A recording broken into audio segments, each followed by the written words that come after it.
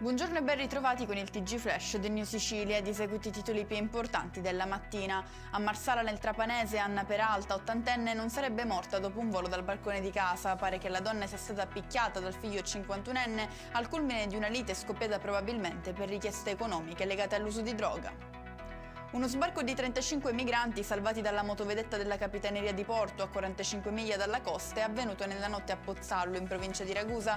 Tra i profughi c'è una bimba di 4 anni in compagnia della madre e un adolescente di 16 anni, anche lei accompagnata da un'adulta. Scoperto a Caltanissetta l'uso improprio di finanziamenti derivanti dalle somme di denaro messe a disposizione tramite il PNRR, denunciati i rappresentanti legali di alcune società che avrebbero usato il finanziamento per finalità diverse rispetto a quelle per le quali era stato erogato. Nuova aggressione ai danni del personale sanitario al pronto soccorso dell'Arnas civico di Palermo. Un uomo ha colpito un operatore sociosanitario e un infermiere, provocando loro gravi ferite e contusioni.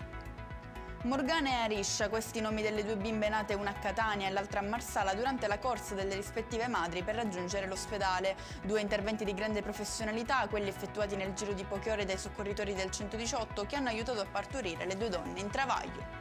E con questo è tutto, prossimo appuntamento più tardi alle 19:30. Grazie per averci seguito, buon proseguimento di giornata.